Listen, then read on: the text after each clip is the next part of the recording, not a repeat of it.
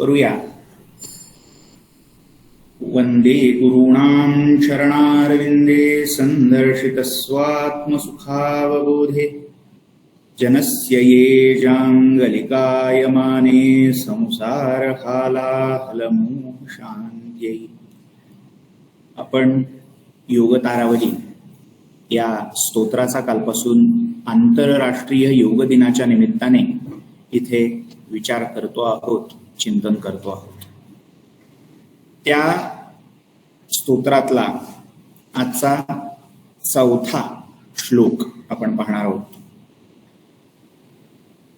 आपण काल या श्लोकाचा एक ढोबळ स्थूलमानानं अर्थ इथे पाहिला होता. नादानुसंधान नमोस्तु तुभ्यं त्वां साधनं तत्त्वपदस्य जाने भवत्प्रसादात् पवनेन साकं विलीयते विष्णुपदे मनोमे. या श्लोकामध्ये नादानुसंधानाला सगळ्या लयावधानांमधला श्रेष्ठ मानून नमस्कार केलेला आहे. हे नादानुसंधाना, तुला माझा नमस्कार असो. का तर त्वां साधनं तत्वपदस्य जाने, तुला मी तत्वपदाचं साधन म्हणून मानतो. आता ते तत्वपद काय आहे हे आपण काल म्हटलं होतं, आज पाहायचं असं.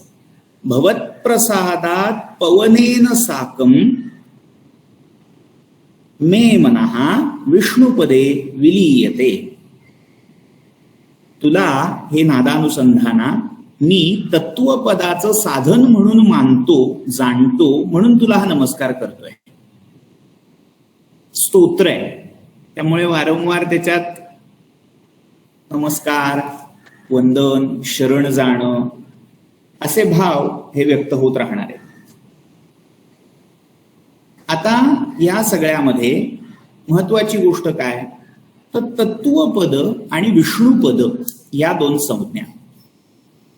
तत्वपद असं जेव्हा म्हणताय तेव्हा त्या तत्व या शब्दाला 3 वेगवेगळे संदर्भ आहेत. एक तत्व हा आपल्या वेदांत किंवा अध्यात्मशास्त्रातल्या परिभाषेमध्ये जो तत्वमसी या शब्दाने सांगितलेला आहे. तत्त्वम असी म्हणजे ते जे काही तत् या सर्वनामानी सांगितलं गेलेलं तत्व आहे ते, आणि ते असण्याचा स्वभाव म्हणजे तत्त्व. थोडं अजून समजून घेऊया. आपण भाषिक प्रयोग करत असताना असं म्हणतो माणसाचं माणूसपण, माणुसकी, त्याला संस्कृतमध्ये मानुषत्व.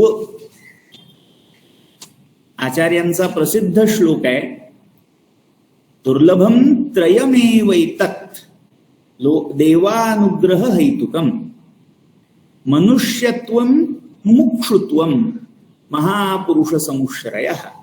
तर त्याच्यामध्ये मनुष्यत्वम आणि मुमुक्षुत्वम हे 2 शब्द आहेत. तर त्याच्यात त्व म्हणजे मुमुक्षु असण्याची प्रवृत्ती आणि मनुष्य असण्याची प्रवृत्ती, स्वभाव, मानुष स्वभाव किंवा मानुष प्रवृत्ती, प्रकृती हा त्या त्व ह्या प्रत्ययाने सांगितला गेलाय भाव.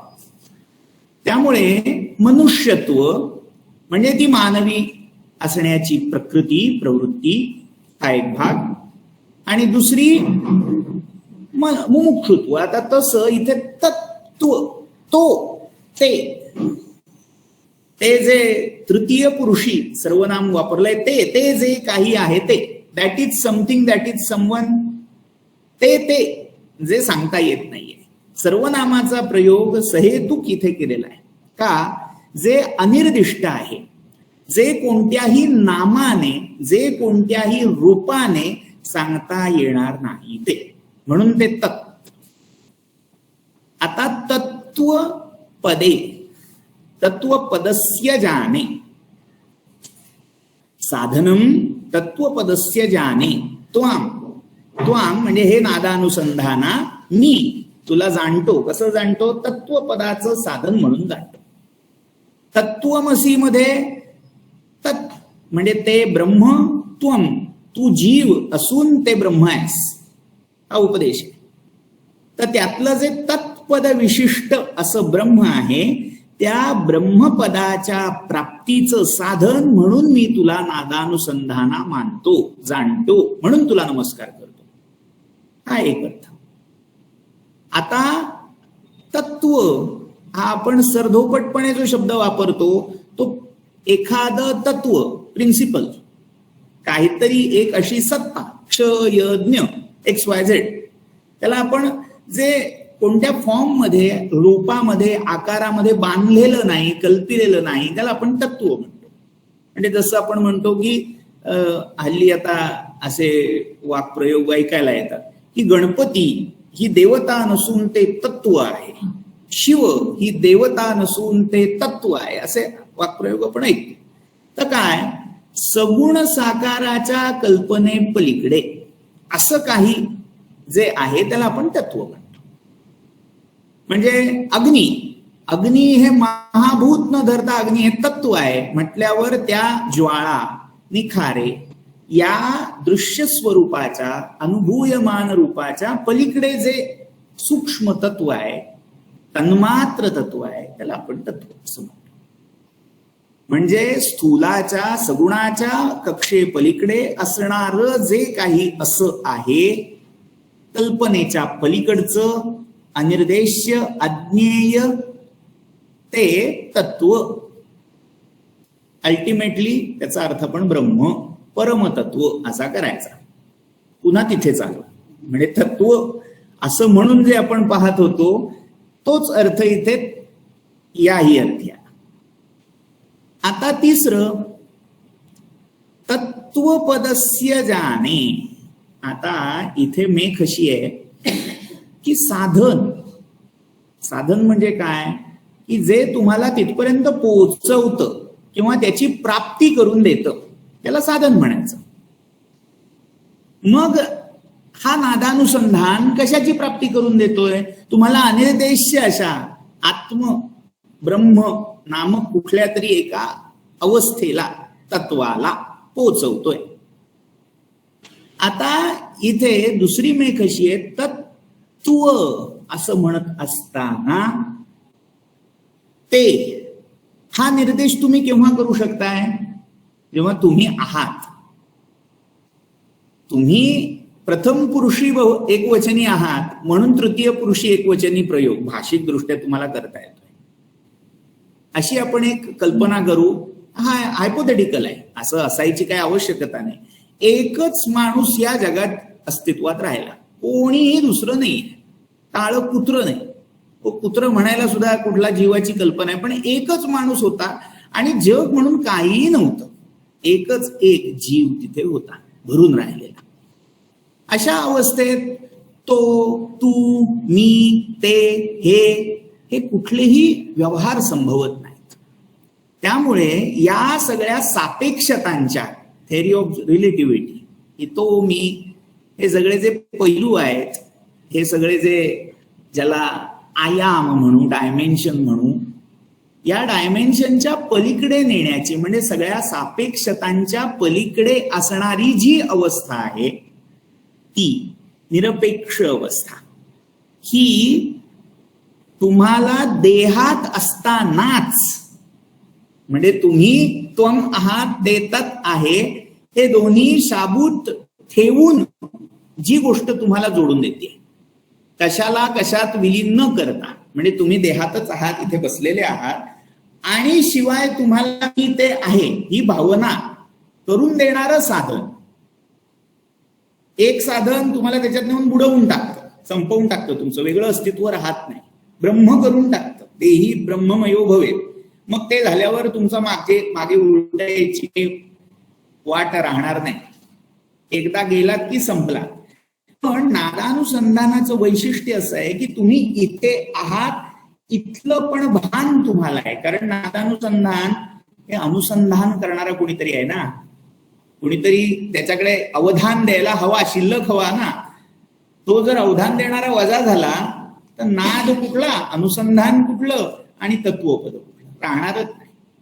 त्यामुळे ही जोड देण्याचं संधी घडवण्याचं, काल आपण योग शब्द पाहिला, जोडण्याचं, थोडक्यात उत्तर ध्रुव आणि दक्षिण ध्रुव या दोघांना जोडण्याचं काम, त्या दोघांचा लय न करवता जे साधन करत आहे ते नादानुसंधान आहे. म्हणजे माणसाचं माणूस पण आणि परमेश्वराचं परमेश्वर पण हे जो कायम ठेवतोय ते अंतरही आहे आणि ते अंतर कापण्याचं साधनही आहे.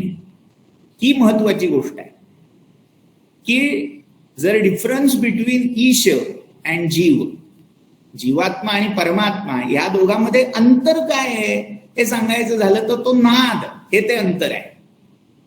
आणि जर ते अंतर संपवायचंय, कापायचंय, कमी करायचंय तर त्याला साधन काय आहे, तर त्या नादाचंच अनुसंधान हे साधन आहे. म्हणून त्या साधनाला नमस्कार, त्या रस्त्याला नमस्कार. म्हणजे आज आता वारी पुण्यात आली, ज्यांना वारी करायला जमत नाही ते काय करतात, ते वारकरी आहेत त्यांच्या पाया पडतात. का तर आम्हाला जाता येत नाहीये, तू तरी जा, तू तिथे पोचशील, तू तर तिथे पोचलायस. त्यामुळे एक प्रकारे हा वारकरी तुमचा साधन झालाय, तुमचा नमस्कार, तुमची भक्ती त्या पांडुरंगापर्यंत पोहोचवायचा. त्यामुळे हे जे साधन आहे नादानुसंधान, त्याला जणू काही त्या परमेश्वरासारखा नमस्कार हा साधक करतोय. म्हणजे एक जुन्या एका हिंदी पिक्चर मधलं गाणं आहे, राम से बडा राम का नाम, की रामापेक्षा त्याचं नाम मोठं आहे का, तर ते रामापर्यंत तुम्हाला पोहोचवतं. तसं नादानुसंधान, नामसाधना हा जो संतांनी सांगितलेला मार्ग आहे तो अप्रत्यक्षपणे या नादानुसंधानाचाच एक वेगळा अवतार आहे. अल्टिमेटली ते नादानुसंधानच त्या नामातून साधलं जात आहे. तर अशा नादानुसंधानाला प्रत्यक्ष समोर ठेवून तो नमस्कार करतो. नमोस्तु तुभ्यम, तुला नमस्कार असो. का तर तू या तत्वपदाच्या प्राप्तीचं साधन आहेस आणि तुझ्या मागोमाग काय होतंय, भवत प्रसादात पवनेन साकम, साकम म्हणजे सार्धम, सहित, सहितम, अव्यय.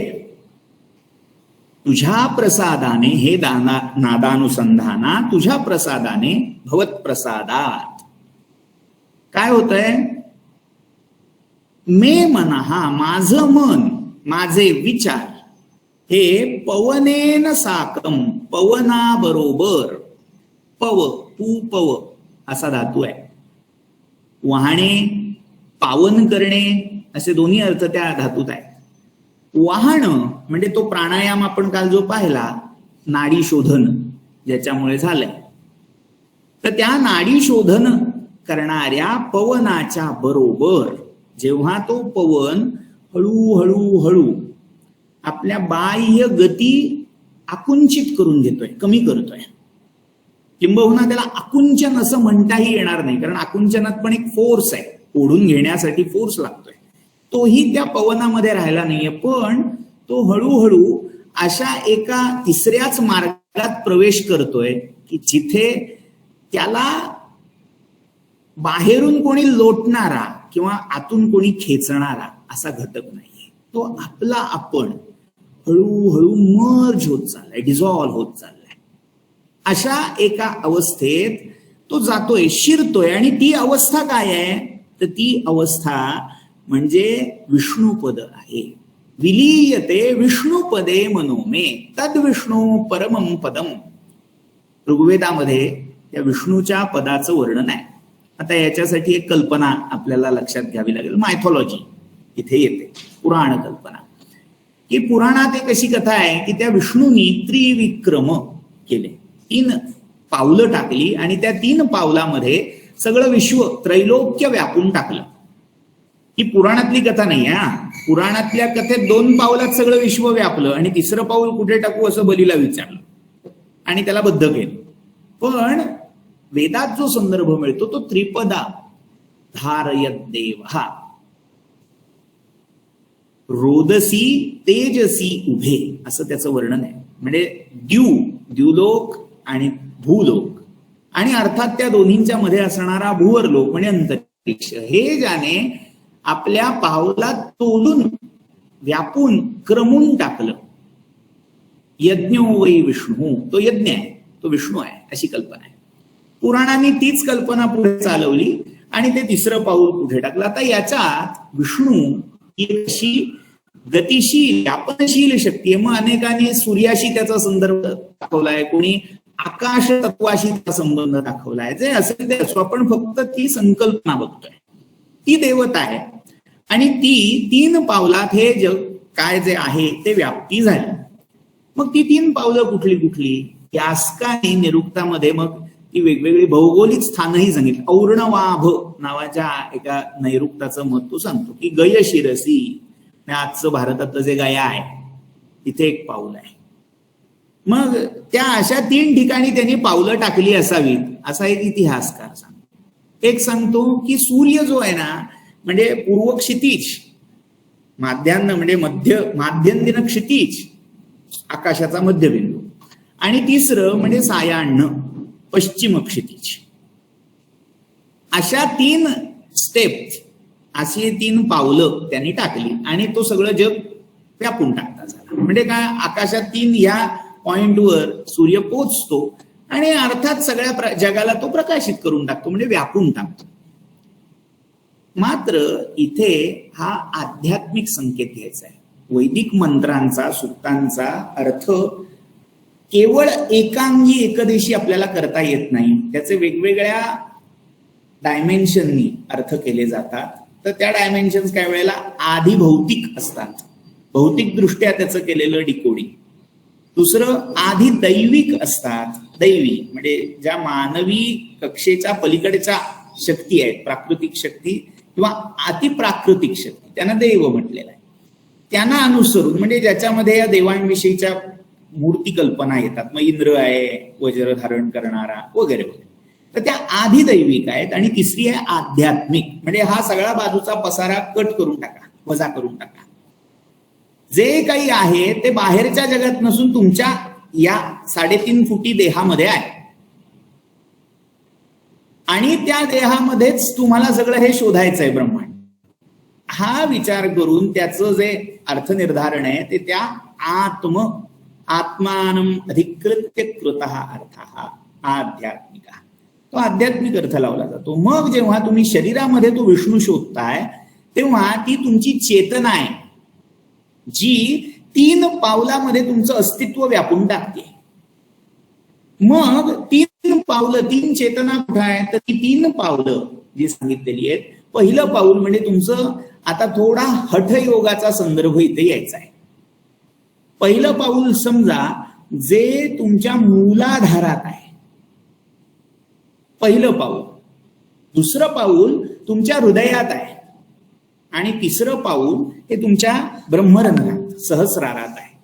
या 3 पावलात तुमचं सगळं अस्तित्व त्याने व्यापून टाकलंय. आणि या 3 पावलांच्या पलीकडे जो 4थं पाऊल आहे म्हणजे आपले जे पाय आहेत, तो तुरीय असा आहे.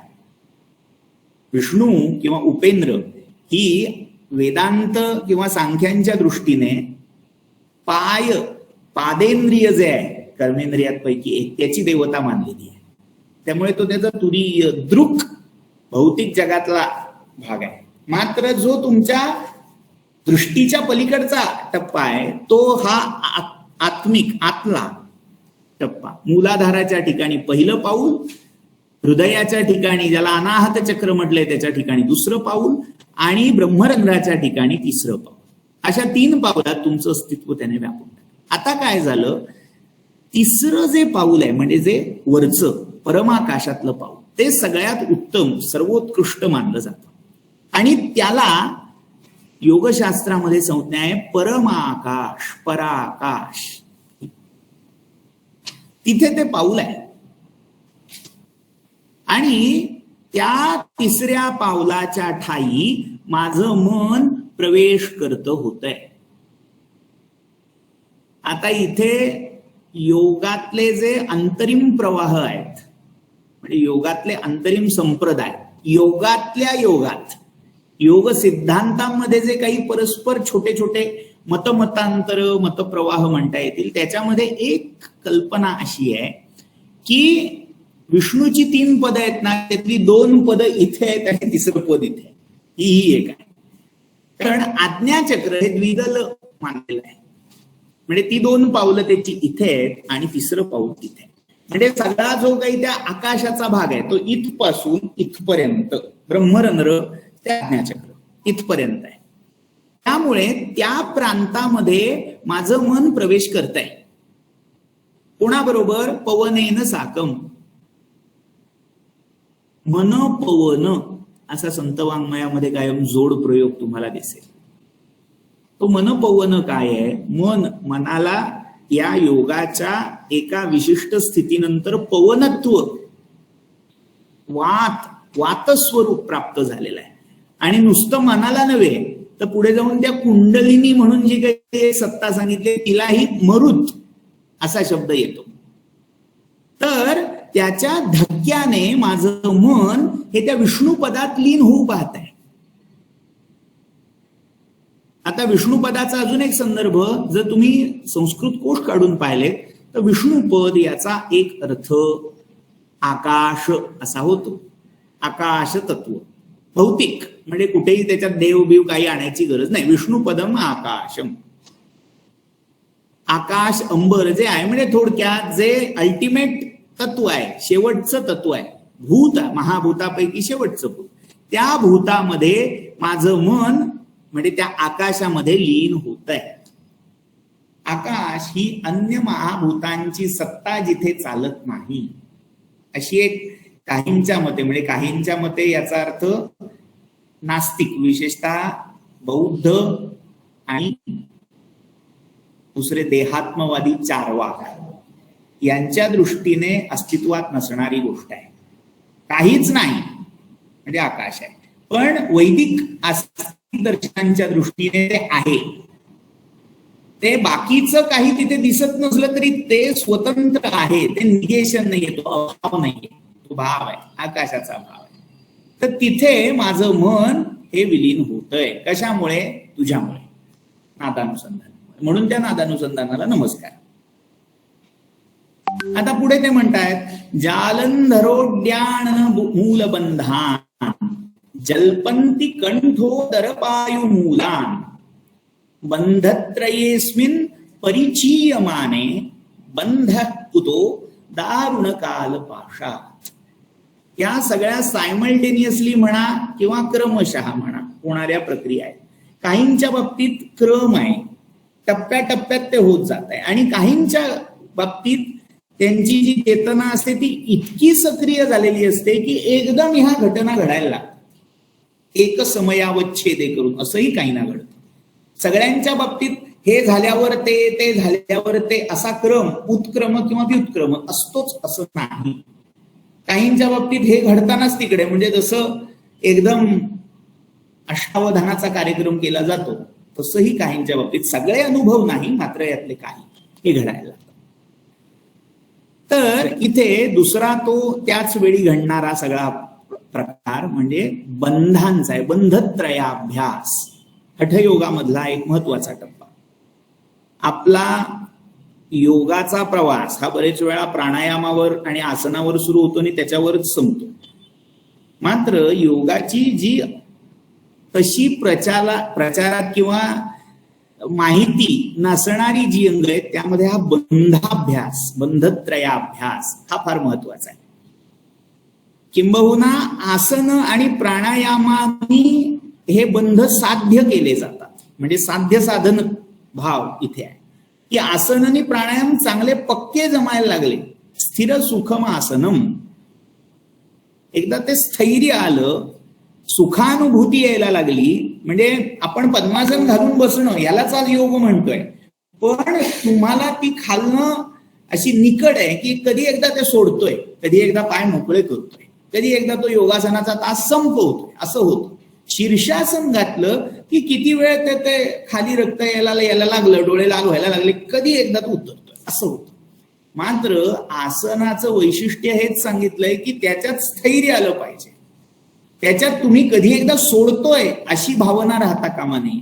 किती वेळ राहिलं, किती वेळ, यालाही प्रत्येकाच्या पिंडागणिक मर्यादा आहेत या लक्षात घेऊन ते आसन स्थिर झालं पाहिजे.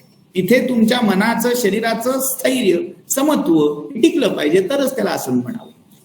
आणि अशा आसनांच्या आणि अर्थात त्याच्या बरोबर प्राणायामाच्या अभ्यासातून हे बंध.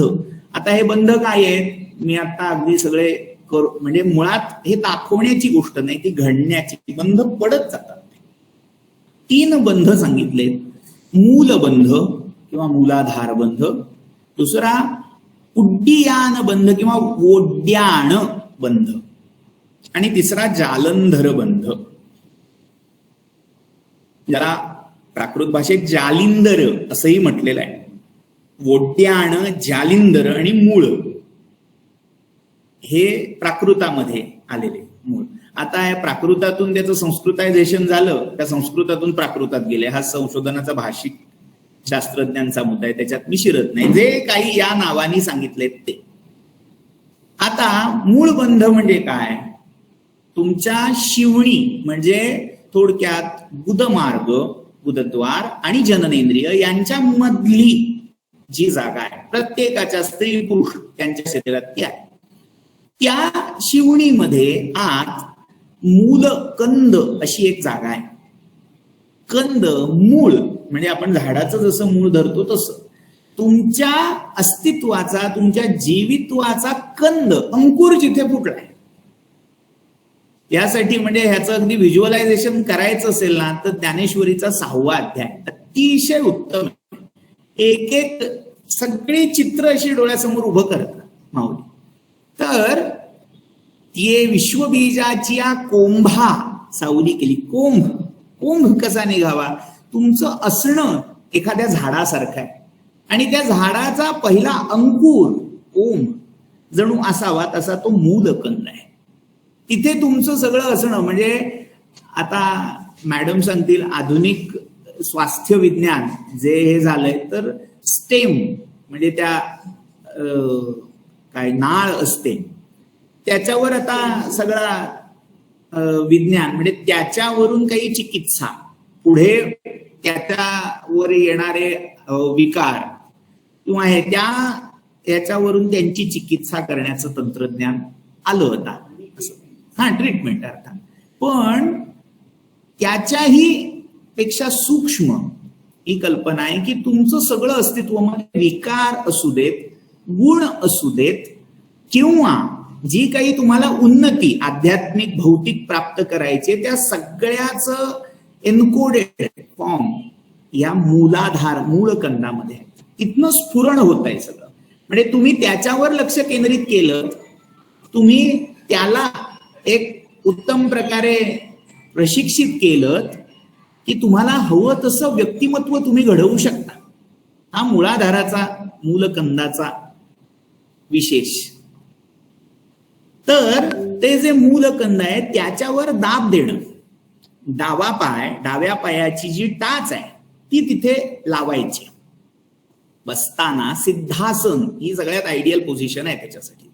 सिद्धासन, स्वस्तिकासन आणि पद्मासन ही अगदी समकक्ष आहे. फार थोडा फरक आहे या तिन्हीमध्ये, पण त्यातल्या त्यात सिद्धासन हे सोपं आहे. म्हणजे ती टाच डाव्या पायाची त्या शिवणीवर बसवायची, पक्की बसवायची, आणि तुमचा जो उजवा पाय आहे त्याने डाव्या पायाच्या गुडघ्याला लॉक करून टाकायचा. म्हणजे पाय हलता कामा नाहीये. जर तुम्ही असं नीट बसला तर तुमचा डावा हात जमिनीला लागत नाही, थोडा अधांतरी राहतो, कारण उजव्या पायाने तुम्ही डावा गुडघा लॉक केलेला असतो, थोडा उंच राहतो. आणि उजवा हात हा उजवी मांडी खाली असल्यामुळे आपसूक भूमिस्पर्श होतो. गौतम बुद्धाची जर भूमिस्पर्श मुद्रा पाहिली असेल तर त्याचं मर्म हे आहे की तो भूमिस्पर्शाच्या मुद्रेत कायम दाखवला जातो. तो मार जेव्हा त्याच्याशी भांडायला आला, लढायला आला, तेव्हा मी तुला जिंकलंय याला साक्षीदारी भूमी आहे असं तो बुद्ध दाखवतोय. ते सिद्धासन आहे. तर या सिद्धासनामध्ये ती जी अवस्था होतीये शरीराची, तो मूलबंध आहे. आता नेमका आत काय होतं हा अनुभवाचा विषय आहे. तो प्रत्येकाने ते लावून बघावं. आणि नुसतं बसलं म्हणजे तो मूलबंध लागला असा होत नाही. त्याचा अभ्यास, पुनरावृत्ती, पुन्हा पुन्हा केल्यावर कधी तरी तो लागतो. त्याचा पुढचा जो आहे तो उड्डीयान किंवा ओढीयाना बंध. म्हणजे तुमचं जे पोट आहे ते इतकं आत जातं, पाठीला जाऊन टेकतं आणि नाभी चक्र जे आहे त्याच्यावर एक प्रकारचा ताण येतो. उड्डीयान, उड्डीडय असा धातू आहे. उड्डणी, उड्डाण, खालून वर असं सांगितलंय. म्हणजे तिबेटमध्ये असे काही मंक्स आहेत, आजही जेव्हा ध्यानाला बसतात आणि तो बंध साधतात, आपसूक शरीराला गती मिळते आणि ते अधान. उड्डीयान बंधाची सिद्धी आहे. आकाशगमन, खेचर, खेचरत्व येते. तर तो ओढ्याणा, ओड्याण किंवा उड्डीयान नावाचा बंध आहे. म्हणजे काय होतं, त्यातला जो अपान मार्ग आहे, अपानाची गती ही अधोगामिनी आहे, त्याला ऊर्ध्वगामी करायचं. आणि तो एकदा ऊर्ध्वगामी झाला की तुमचं शरीर आपसूक हलकं होतं आणि त्या प्रेशरने, त्या वाताच्या प्रेशरने उड्डीयान, डयन व्हायला लागतं, उडायला लागतं. तुम्ही फिजिकली जी काही तुमची अन्नमय कोशाची बॉडी आहे ती उडत नसली तरी आतली जाणीव, आतली चेतना हळूच तरल व्हायला लागते. हा उड्डीयान.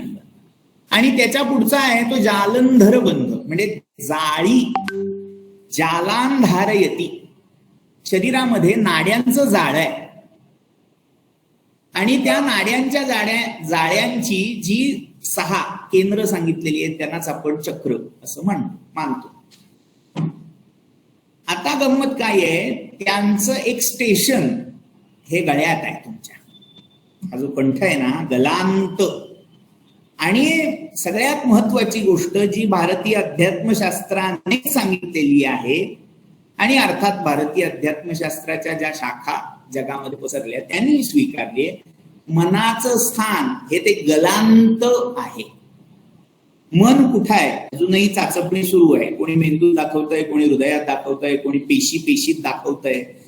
अशा सगळ्या पार्श्वभूमीवर भारतीय दार्शनिकांनी सांगितलेलं मनाचं स्थान, मनस्थानं गलांतम, त्या गळ्यात आहे.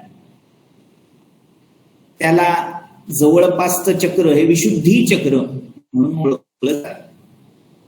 तर जेव्हा तुम्ही ही हनुवटी, या जत्रू असं म्हणतात, ह्या 2 फासळ्या ज्या असतात त्याच्यामध्ये एक स्पेस आहे, तिथे अशी बसते.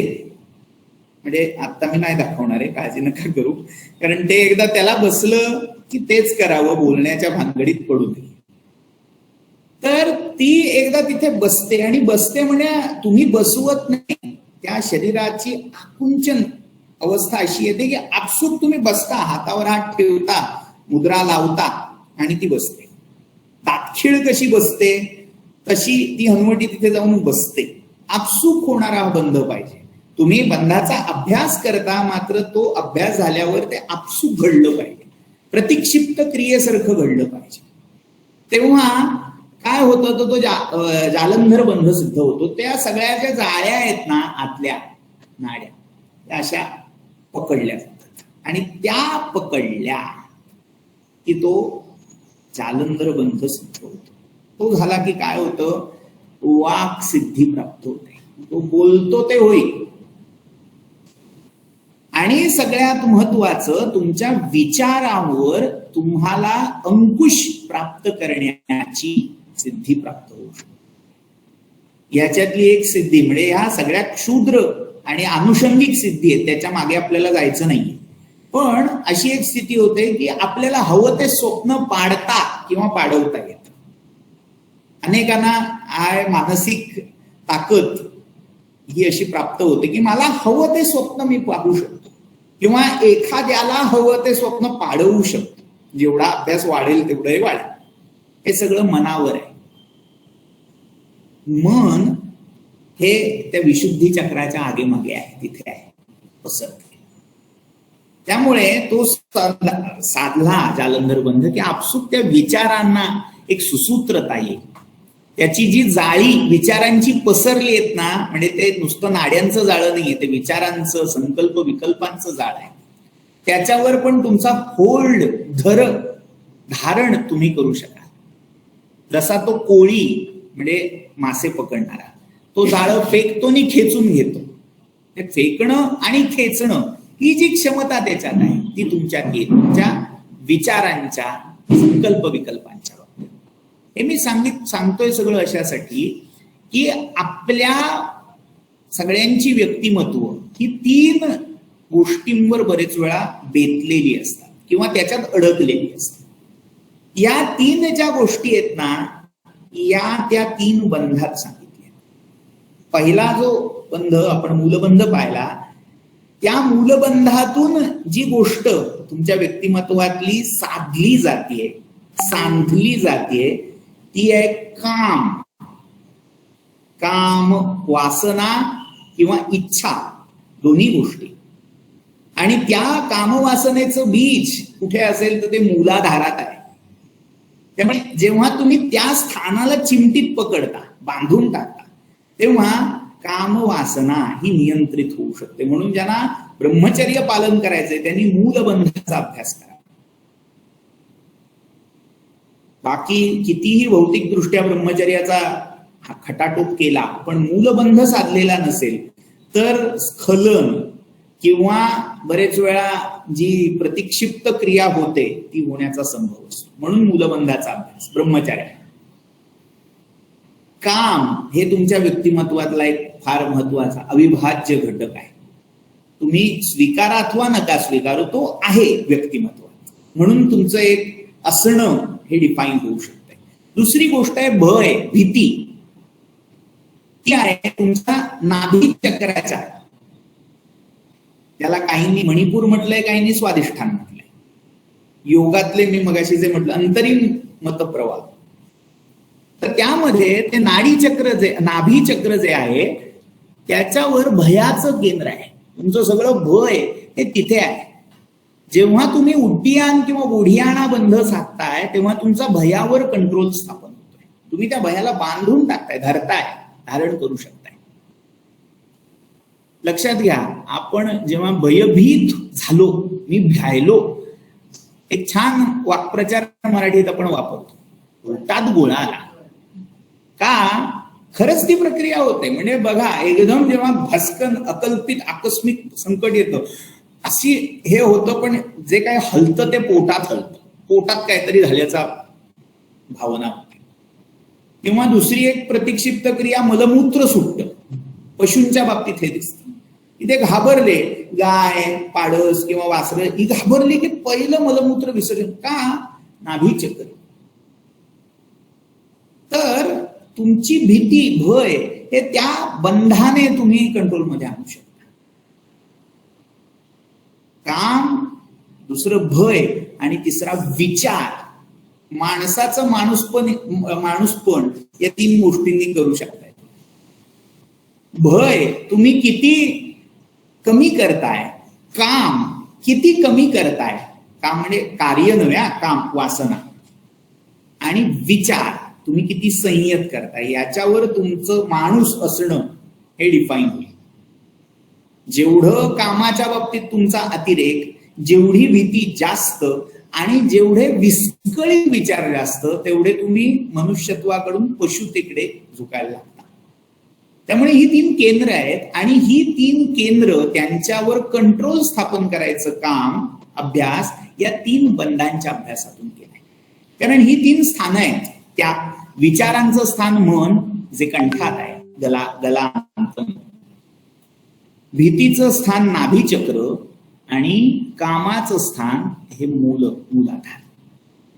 त्यामुळे ही 3 साधली त्या बंधातून की आपसूक हे 3 बंध, जालंधरोड्यान मूल बंधान जल्पंती कंठो दर पायू मूलान. कंठ, जालंधर, यथासंत थेरी लावायची. म्हणजे इकडे 3 क्रमांक सांगितले ना, त्याच क्रमाने पुढे 3 सांगताय. जालंधर बरोबर कंठ किंवा कंठमूल. ओड्याण किंवा उड्डियान त्याचं पायू, पायू म्हणजे गुदमार्ग, गुदस्थान, गुदमूल.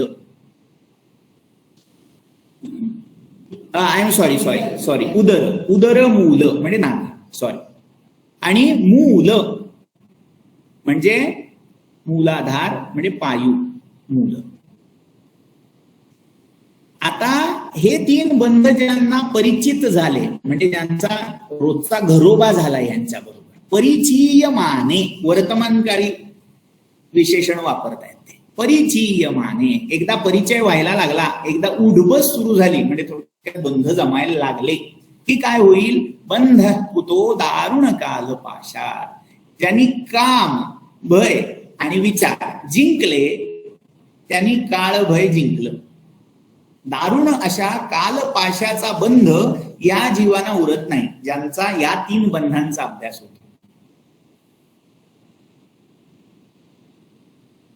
पुढची अवस्था वोड्याण जालंधर मूल बंधई. आता मी थोड्या काळ मर्यादेमुळे सगळी भाषिक वैशिष्ट्य त्याच्यात घेत नाहीये. म्हणजे जसं जालंधर उड्याण न ओड्याण असं रूप वापरलंय, काही ठिकाणी ओड्याणक असा पाठ आहे. आता ते भाषिक आहे, म्हणजे त्याचा अर्थ उड्डीयान एवढाच धरायचा. तो न कसा आला याच्यात आपण मीमांसेत पडायला.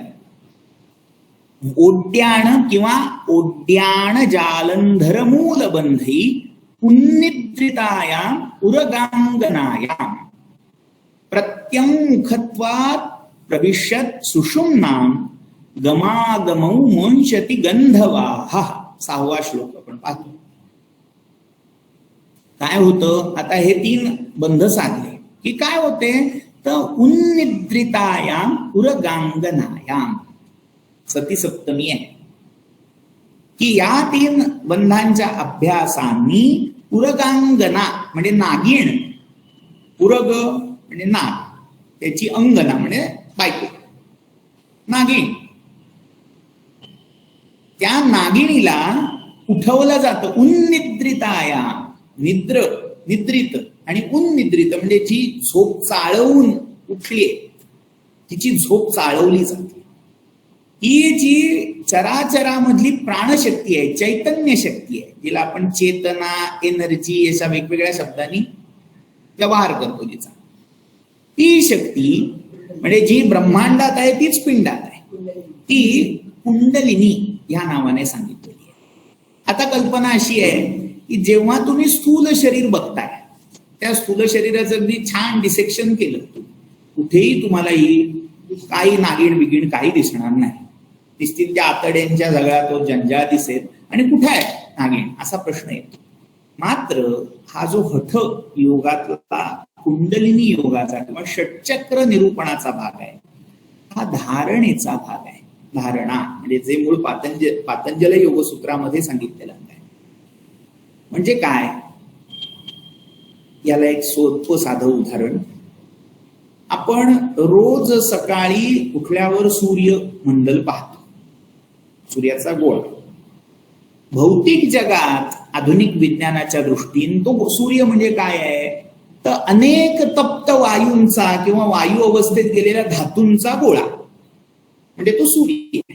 याच्या पलीकडे भौतिक विज्ञान काही सांगत नाही त्याच्याविषयी. काय आहे तो? आणि त्याच्या काही प्रचंड गुरुत्व आहे आणि त्याच्या केंद्रावर सगळं हे ब्रह्मांड म्हणजे किमान ती सूर्यमाला ग्रह गोल ते फिरत आहे गुरुत्वाकर्षणावर. असं आपण त्या भौतिक जगातल्या सूर्याविषयी पाहतो. पण जेव्हा पुराण तुम्ही उघडून बघता तेव्हा त्या सूर्याचं ध्यान येतं.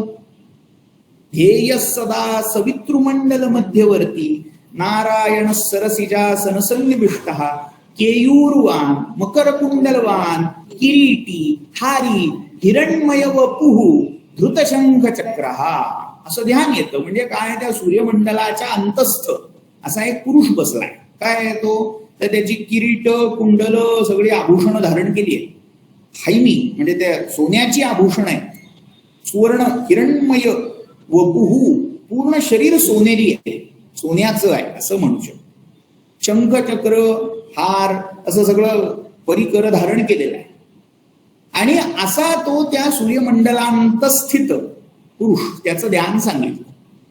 आता जर आजच्या कोणी वैज्ञानिकांनी सांगितलं, ओ चला जरा दाखवा मला त्या गोळ्यामध्ये कुठे बसलाय तो, कोणीही दाखवू शकणार नाही. का? ही धारणा आहे. त्या एका भूत केंद्राच्या ठाई ते जे कार्य चाललेलं आहे त्या कार्याच्या चिन्ह संकेताची कल्पना करू. ते जे सगळं कार्य आहे ना त्याचा एक संकेत ग्रह आहे. म्हणजे जसं त्याची कांती कशी सांगितली आहे, सोन्यासारखी. सूर्यमंडलातलं स्थूल रूप काय, प्रकाश. प्रकाश कसा आहे, तो गोल्डन रेज. मग त्याच्याशी साधर्म्य ज्या संकेतातून साधलं जातंय, असं मानवी धारणेसाठी सोपं, मानवाच्या स्वतःच्या रूपाला जवळचं असं एक रूप कल्पिलं जातं, संकेत केला जातो. याचा अर्थ लगेच ते तिथे जाऊन सूर्यमंडल फोडून बघायचं नाहीये की आत आहे का. त्याला उपासनेच्या परिभाषेमध्ये अध्यासोपासना म्हटलं जातं. म्हणजे काय, अजून थोडं छोट्या प्रमाणावर येऊया. आपल्या देवात जर जुने देव असतील तर शाळीग्राम असतो. शाळीग्राम हे विष्णूचं प्रतीक आहे. म्हणून एखादा म्हणेल कुठं आहे त्यात विष्णू, फोडून बघूया, आत आहे का विष्णू. नाही, ते भौतिक अक्षरशः फॉसिल असतो, जीवाश्म आहे एक प्रकारचा. पण तुम्ही तुमच्या कल्पनेने त्या फॉसिलवर त्या परमात्म्याची कल्पना करता आणि ती जी कल्पना आहे ती तुमचा उद्धार करणारी आहे. तसं तुमच्या शरीरामध्ये जे नाड्यांची केंद्र आहेत, म्हणजे ज्याला ग्लँड्स, ग्रंथी असं आपण म्हणतोय. ग्रंथी म्हणजे काय, गाठ. नाडी म्हणजे सूत्रासारखी आहे, दोऱ्यासारखी आहे. आणि ती जिथे गुंतते किंवा एकमेकाशी जोडली जाते तिथे आपसूक गाठ पडते. त्याला तुम्ही ग्रंथी, ग्लँड्स म्हणता. आणि त्या ग्रंथीच्या कार्यावरून काय करते ती, त्या कार्यावरून तिची दल कल्पिलेली आहे. मग एखादं चक्र असावं, म्हणजे घड्याळातला मागचा जर आपण भाग काढला तर ती चक्र कशी एकमेकात सांधलेली असतात तशी चक्र. मग त्या प्रत्येकाला आरे किंवा बाहेरचे ते काय टेंटॅकल किंवा काय म्हणूया एक्सटेन्शन ती आहेत. मग ती त्या तशा ग्रंथीचं सूक्ष्म रूप हे चक्र किंवा कमळ मात्र. त्याला एकेकाला दल आलं म्हणजे पाकळी आली. मग कल्पना इथे थांबली नाही. त्या पाकळीच्या ठाई एक अक्षर आहे, बीज आहे. आणि त्या बीजांच्या त्या समुदायातून ते पूर्ण कमळ हे डिफाईन झालंय. त्याच्या मध्यकर्णिकेमध्ये एक बीज वेगळा आहे. मग या सगळ्यातून एक असा आकृतिबंध तुम्हाला दिला गेला की ज्याची धारणा करा. धारणा म्हणजे काय, तर देशबंध चित्तस्य धारणा असं सूत्र आहे की तुमचं अवधान केंद्रित करण्यासाठी काहीतरी आलंबन, काहीतरी आधारस्थान, कल्पना का असेना दिली जाते. सूर्यमंडलातला पुरुष उपनिषद तुम्ही ऐकलेली आहे, त्यामुळे हे काही सांगायची गरज नाही. वेगळं हिरण्मय पुरुष ही कल्पना आली कुठून, मधू ही कल्पना आली कुठून. तुमच्या चिंतनाचा विषय होऊ शकेल असं रूप, असं नाम तिथे योजलं जातं. ही सप्तचक्र, षटचक्र ही त्याचीच परिणती आहे. तुम्ही भौतिक शरीर फाडून चिरून कितीही बघितलं कोणाला काही दिसणार नाही. बारीक बारीक त्या ग्लँड्सचं एक स्टेशन, ग्लँड्स पण तशाच्या तशा म्हणजे जशा आकृतीत दाखवल्या जातात ती एक अशी आयडियल केस असू शकेल अशी कल्पना आहे. जेव्हा तुम्ही प्रत्येकाचा देह फोडून बघताय, कापून बघताय, तेव्हा प्रत्येकाच्या शरीरात काहीतरी आगळीक वेगळीक दिसणार, त्याच्या प्रकृती, गुण आणि विकार यानुसार. त्यामुळे कुठे युनिफॉर्मिटी तुम्हाला दिसणार नाही. पण या सगळ्या विभिन्नतेमध्ये सगळ्यांचं म्हणून एक असं स्थानक, काहीतरी एक मूर्ती कल्पून त्यांना या चक्र किंवा कमळांचा संकेत प्रदान केलेला आहे. ही पाहणाऱ्याची दृष्टी किती प्रगाढ असेल, त्याला किती त्या शास्त्रातलं खरं खोल ज्ञान मिळालेलं असेल, ही कल्पनाच आपण करू शकतो की काय असेल त्याच्याकडे, कसं पाहिलं असेल, काय म्हणजे त्यावेळी आजच्या इतकी तंत्रज्ञान किंवा उपकरणं कशाची उपलब्धी नसताना कसं त्याने व्हिज्युअलाइज केलं असेल, हे फार महत्वाचं आहे. तर मी सांगत काय होतो, तर अशी एक शक्ती जी चेतना, ती उरगांगना, कुंडली म्हणजे साप, आणि त्याची कुंडलिनी नाग, नागिण, राजा राणी, तसं कुंडली म्हणजे साप आणि कुंडलिनी म्हणजे नागिण.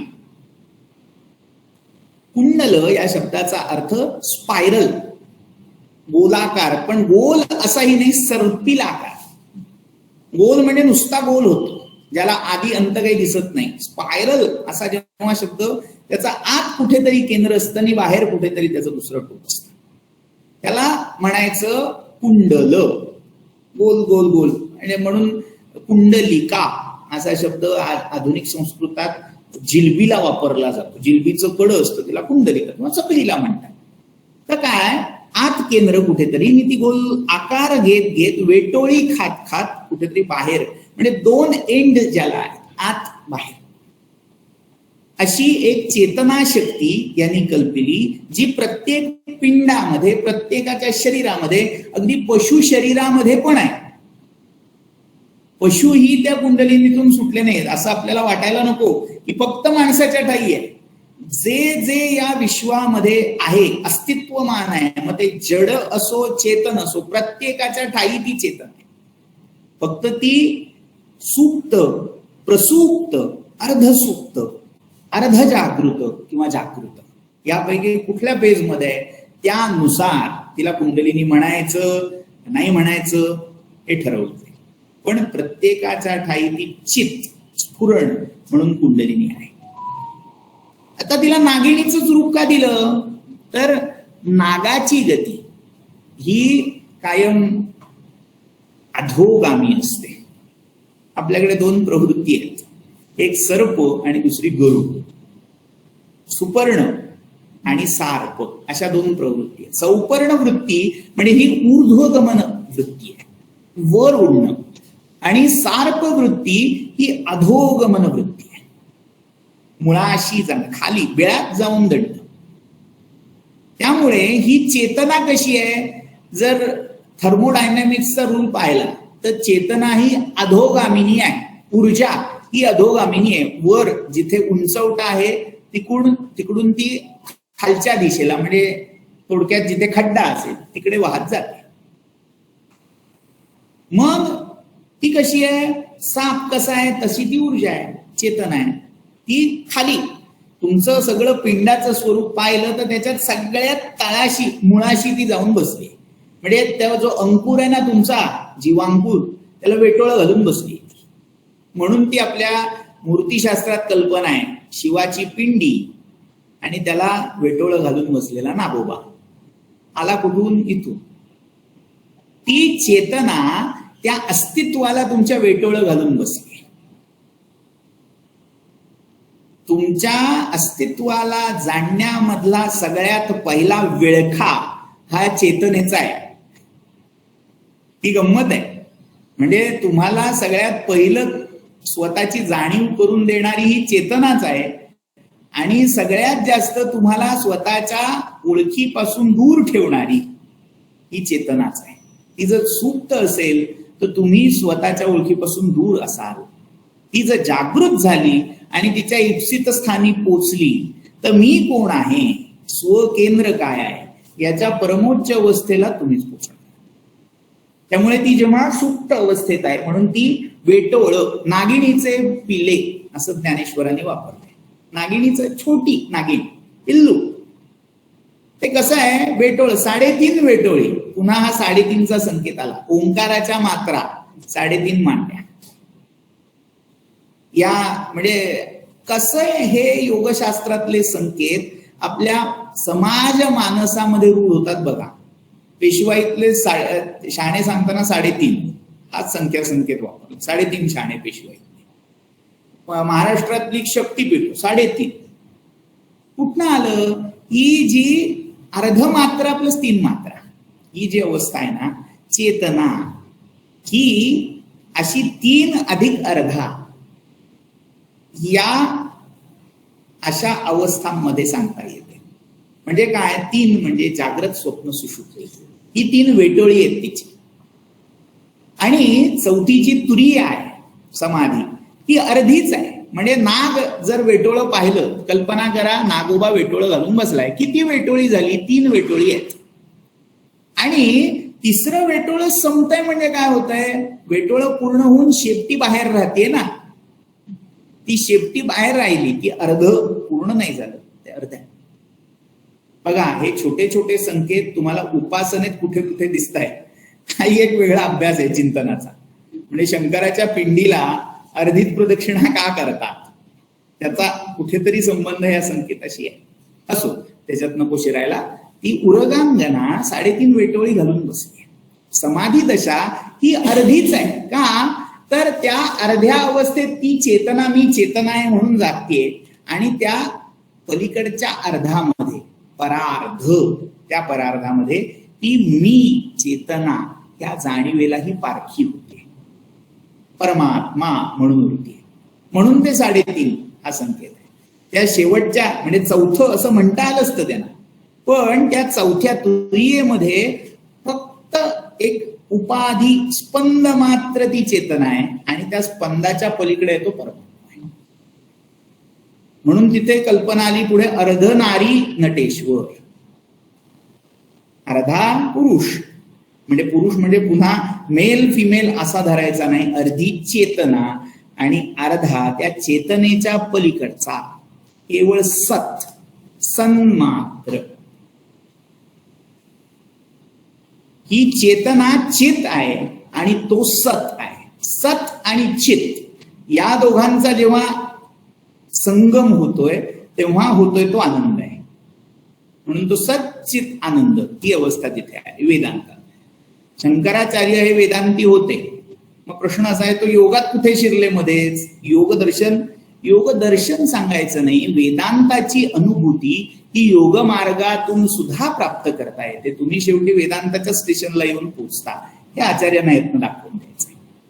आणि दुसरं, वेदांताचा जो तर्क कर्कश मार्ग आहे सगळा, तो कल्पनेचा तर्काचा एक प्रकारे खेळ आहे, मांडणी आहे, शाब्दिक मांडणी. पण त्याला अनुभवाचं जर अधिष्ठान द्यायचं असेल तर या मार्गाला पर्याय नाही, हेही आचार्यांनी त्याच्यात थोडक्यात ध्वनित केलंय. तर आपला फारच मूळचा मुद्दा राहतो भलतीकडे, आपण फार भरकटतोय, क्षमा करा. उरगांगना याच्यावरून आपण भरकटतो. तर ती जी कुंडलिनी आहे ना, नागिण आहे, ती काय होते, ती उचून जागी होते. एकदा चिमटीत पकडलं ना तिला, म्हणजे नागिण अशी बिळात बसली, कल्पना करा, काठी ढोसून ढोसून कुणीतरी तिला उठवलं की ती जशी चवताळून बाहेर येईल बिळाच्या, तशी ही चेतना शक्ती आत बसली होती बिचारी, निमूट झोपली होती. आणि तिची तर कल्पना अशी आहे की आपलं शेपूट आपल्या तोंडात पकडून ती बसली.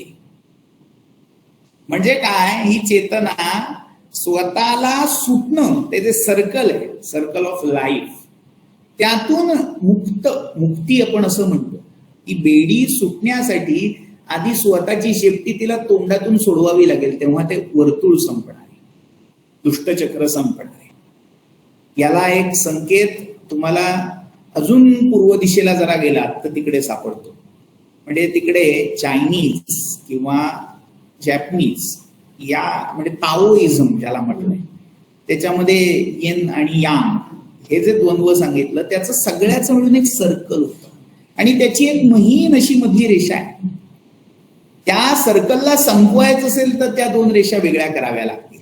त्या रेषा वेगळ्या कशा होतील, तर त्या एका माशाने दुसऱ्याची शेपटी पकडलीये, या माशाने त्याची शेपटी पकडली, या शेपट्या तोंडातून सुटायला लागतील. ऑरो बॉरो असं त्याला म्हटलं जातं. किंवा दुसरं एक चिन्ह आहे, एक ड्रॅगन आहे मोठा, बेन्झिन रिंगची कल्पना ज्याच्यावरून सुचली, तो की स्वतःचीच शेपटी ज्याने तोंडात पकडली असा ड्रॅगन किंवा साप. ती कुंडलिनी चेतना सक्रिय आहे, अखंड तिचं चक्र सुरू आहे. चक्र सुरू आहे का, तर त्याने ते तोंडात पकडलंय. ज्या क्षणी ते तोंडातून ती शेपटी सोडली म्हणजे समाधीचा पदर उलगडेल, त्या क्षणी तुमच्या सगळ्या दुष्टचक्राला विराम लागेल, गती मिळेल. आणि मग ती एकदा ती कशी होणार आहे, तर या बंधत्रयाभ्यास, बंधत्रयांचा अभ्यास करा. ती चेते, ती आपलं शेपूट सोडेल आणि वेटोळ सोडून ती सरपटायला लागेल, चवताळून बाहेर येईल. आता ती आली की काय होईल, उन्निद्रितायाम उरगांगनायाम प्रत्यंमुखत्वात प्रविशत सुषुम्ना. आता सापाची प्रवृत्ती लक्षात घ्या, तो चवताळून बाहेर आला. जे काय होतं ते इकडे बघ तिकडे बघ, कोणी डिवचलं मला असं बघेल, आणि जिथे त्याला छिद्र दिसेल तिथे तो शिरेल. आता ती होती इकडे खाली मूलाधाराशी, तिला जाग केलं. जाग केल्यावर ती उठली आणि आजूबाजूला बघत बघत, हे फक्त व्हिज्युअलायझेशन आहे हा, असं काही शरीरात तुम्हाला भौतिक दृष्ट्या दाखवता येणार नाही. हा धारणेचा भाग आहे. उठली आणि शोधत शोधत निघाली तेव्हा आधी तुमची पूर्वतयारी झालेली असेल तर सुषुम्नेचा मार्ग तुमचा मोकळा झालेला असला पाहिजे, शुद्ध झाला असला पाहिजे. ज्या नाड्या वेगवेगळ्या सांगितलेल्या आहेत त्यामध्ये 3 नाड्या प्रधान आहेत, इडा, पिंगला आणि सुषुम्ना. यासाठी आधी नाडी शोधन सांगितलेलं आहे. मग आता ती उठल्यावर नाडी शोधन करायला गेला तर सत्यानाश झाला. ती मग काय करते तर तुमच्या शरीरातलं जिथे जिथे मेद, कफ, पित्त याचे साठे आहेत ते खात पीत सुटते. मग असा जो कोणी साधक असेल त्याला खाय खाय उठते, अस्म्या होतो, अशी गत होते. म्हणजे काय, ती चेतना सतत खाय खाय करायला लागते आणि तिला योग्य दिशा मार्ग न मिळाल्यामुळे सगळी कोठार ती फोडायला लागते, साफ करायला लागते. मग शरीरामध्ये नको त्या क्रिया सुरू होतात. म्हणजे अगदी मलमूत्रावरचा आपला जो कंट्रोल आहे तो सुटणं, अति घाम येणं, या सगळ्या अशा क्रिया दिसायला लागतात. त्यासाठी आधी तुमचे सगळे चॅनल शुद्ध असले पाहिजेत. ती नाडी सुषुम्ना शुद्ध आहे. आता ती शुद्ध आहे म्हटल्यावर तिला आयतच चांगलं बेळ मिळालं. ती प्रत्यंमुखा, प्रत्यंमुख, प्रत्यक असा जो शब्द आहे तो अंतर्मुख अशाही अर्थी आहे आणि विरुद्ध असाही आहे. प्रति ही होती अधोमुख, खाली तोंड घालून बसली होती. त्या अधोमुखच्या विरुद्ध म्हणजे काय, ऊर्ध्वमुख, ऊर्ध्व दिशा, म्हणून प्रत्यंमुखाया, प्रत्यंमुखत्वात, प्रत्यंमुख अंतर्मुख किंवा ऊर्ध्वमुख अशी होऊन प्रविशत सुषुम्नाम, सुषुम्नेमध्ये जी मधली आहे तिच्यामध्ये प्रवेश करती झाली. गमागम, आणि ती घुसली तिकडे की जो गंधवाह म्हणजे शरीरातला प्राणवायू आहे, जो गंध वहन करतोय गंधाचं. आता इथे मुद्दामून गंधवाह हे नाव त्याचं योजलं गेलंय. वारा, वायू, प्राण, काल आपण अनिल, पवन हे शब्द ऐकले होते, ते वापरता आले. ते मात्र मुक्तामून आचार्य गंधवाह हा शब्द वापरतात. का, गंध वाहून आणणारा. याला परिकर अलंकार असं अलंकारिकांनी म्हटलं की संदर्भ काय आहे, त्याच्यात त्या भूताचं, घटकाचं कार्य काय आहे ते सूचित करणारं नाव. गंध वाहून आणणारा असा जो प्राण आहे, म्हणजे घ्राणन क्षमता ज्या वाऱ्यामध्ये आहे तो गमागम मुंचती, तो आवागमन सोडून देतो. म्हणजे काय, शरीराच्या बाहेर जाणं, आत येणं, हे जे त्याचं जाणं येणं आहे ते सोडून देतो. म्हणजे असा योगी जर तुम्हाला कधी बघायला मिळाला तर त्याची नाडी लागत नाही, त्याच्या श्वासाचा थांग काढता येत नाही, मृतवत आहे की काय अशी आशंका येते. इतका त्याचा प्राण हा अंतर्गत सूक्ष्म होऊन जातो, सूक्ष्म प्राण असा होतो. गमागम हुंचती गंधवा, उत्थापिताधार हुताशनोलकै, आकुंचनै शश्वदपान वायो, संतापिता चंद्रमसः पतन्तीं पीयूषधारां पिबतीह धन्यः. थोडं आपलं वेळेच्या पुढे जात आहे, माफ करा, चालेल ना सगळ्यांची आज्ञा घेऊन? म्हणजे निश्चितच चालेल चालेल, नक्कीच चालेल. किती वेळ काय आहे, अंथरूण पाहून पाय पसरावे ही मी कायम विसरतो.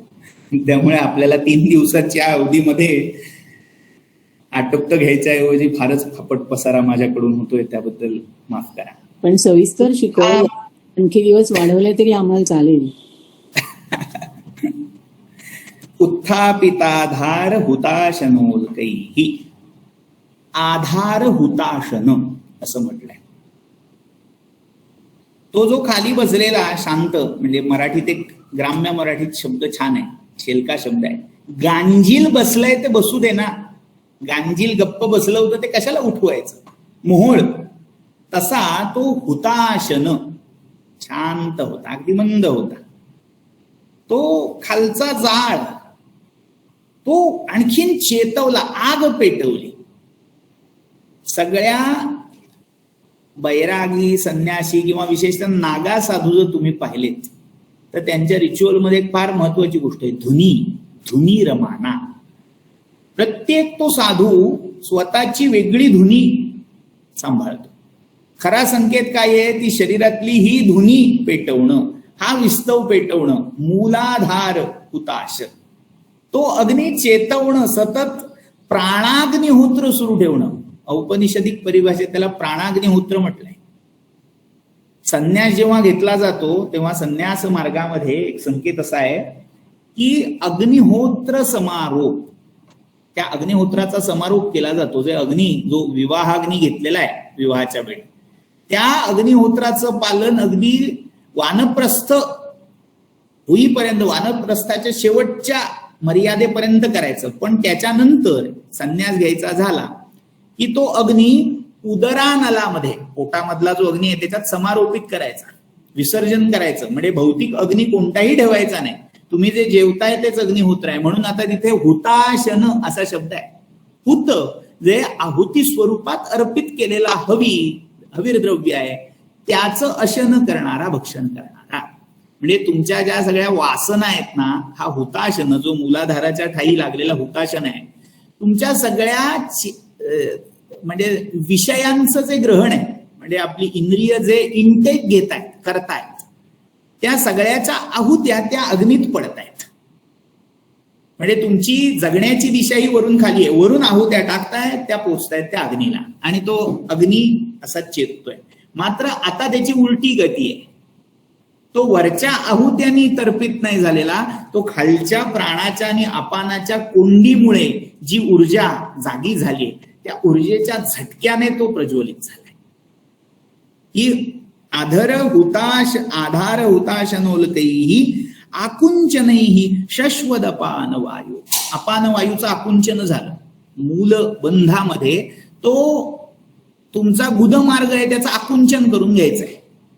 म्हणजे ज्याला अश्विनी मुद्रा असं म्हटलं जातं, ती करायची. आणि त्या मुद्रेमध्ये तो अपान वायू जो खाली वाहतोय त्याला ऊर्ध्व दिशा द्यायची. मग ती दिली की काय होणार, तो बिचारा, त्याची दिशा अधो दिशा आहे, तो उलटा फिरल्यावर तो चवताळणार, प्रकोप होणार त्याचा. तो प्रकोप काय करतो, तर तो अग्नी अजून भडकावतो.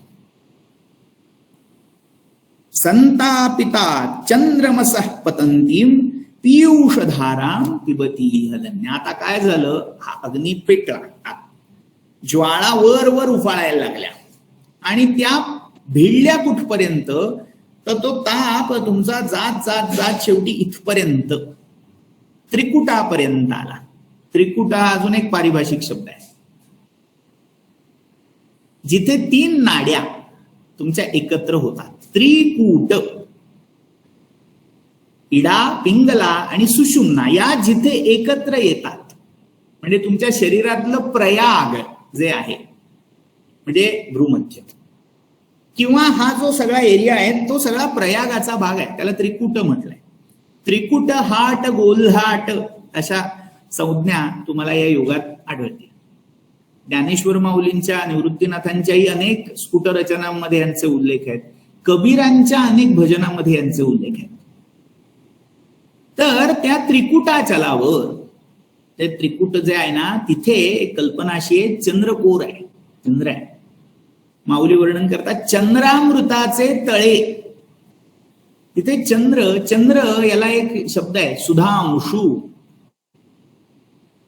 सुधा म्हणजे अमृत. अमृत ज्याच्या किरणामध्ये आहे साचलेलं, तो चंद्र आधार, आज्ञाचक्र जे आहे तिथे तो चंद्र आहे. त्या चंद्राच्या मागे त्याचं अमृताचं तळ आहे.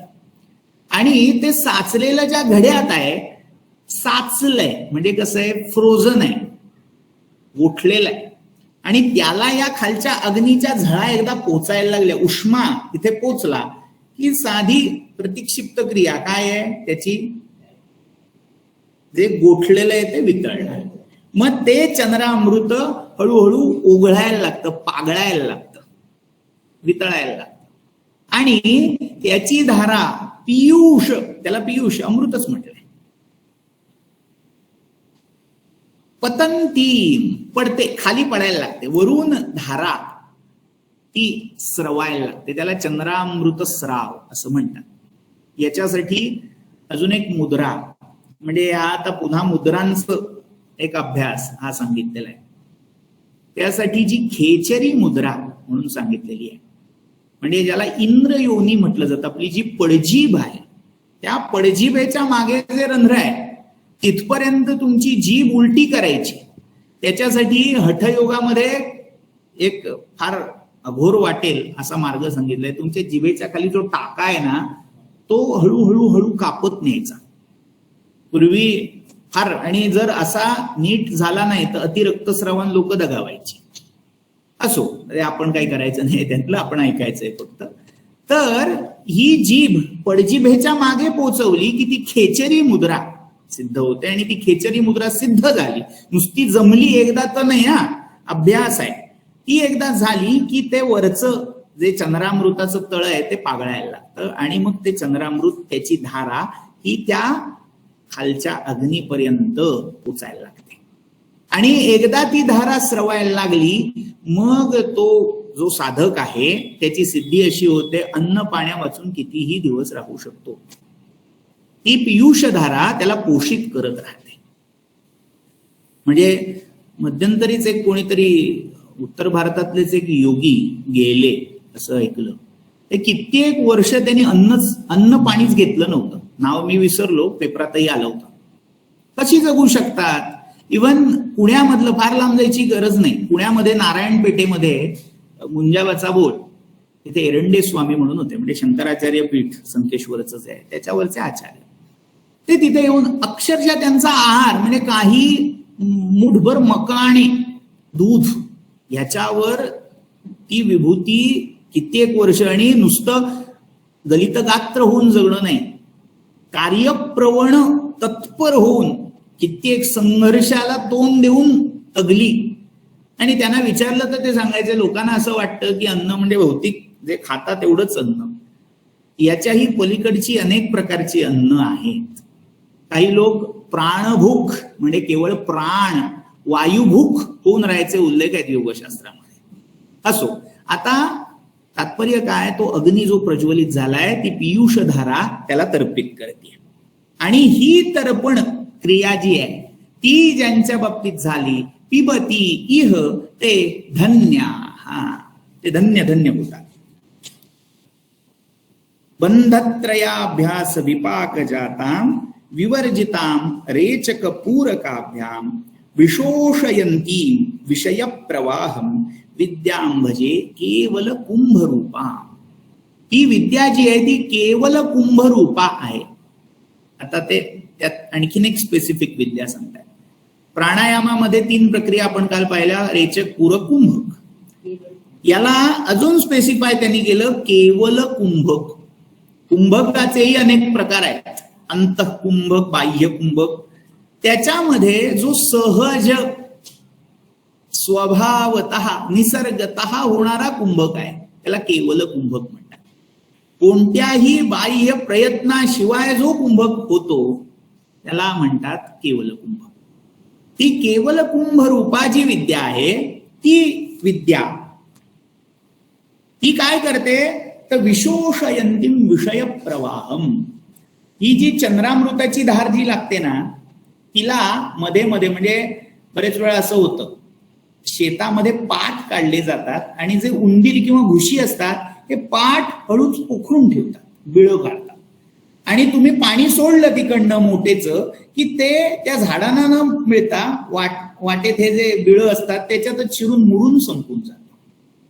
तसं ती जी सोमामृताची धार सुरू होते ना, तुम्ही जेव्हा वाटेतली इंद्रिय पोचता म्हणजे रूपाधीन होता, नको ते पाहायला लागता, नको ते चाखायला लागता, नको तो गंध वास घ्यायला लागता, नको त्या स्पर्शात अडकून राहता, तेव्हा ती जी धारा आहे ती तिकडे डायव्हर्ट होते, ती इंद्रिय पोचते, त्यातलं सुख मिळतं, तात्कालिक सुख, क्षणभंगूर सुख मिळतं, पण तिकडे ते डायव्हर्ट झाल्यामुळे तिचा जो खरा हेतू आहे, प्रयोजन आहे, ते तसंच राहतं. तो बिचारा जाळ जो खाली पेटलेला असतो तो मंद मंद मंद होत जातो. त्यामुळे खरं काय आहे, बाकी सगळी बिळं ही बुजवायची आहेत आणि ती धारा पूर्णतः त्याच्यापर्यंत पोहोचेल असं बघायचं. मग ते करायला साधन काय आहे, तर ही केवल कुंभरूपा विद्या आहे. हा केवल कुंभक काय आहे, जसा अंतःकुंभक आहे तसा बाह्य कुंभक केला जातो. म्हणजे इथे केवल कुंभक आणि बाह्य कुंभक याच्यात जंबल होऊ द्यायचं नाही. काहींनी अर्थ करताना बाह्य कुंभक म्हणजेच केवल कुंभक असा केलेला असला तरी त्यातला सहज भाव हा बाह्य कुंभकातही नाही, म्हणून तो केवल कुंभक असू शकत नाही. बाह्य कुंभक म्हणजे काय, जी प्रक्रिया आपण आत हवा घेतली, प्राण घेतला आणि पोट फुगलं आणि थांबवला, श्वास बाहेर सोडायचा थांबवला की तो कुंभक झाला, अंतःकुंभक झाला.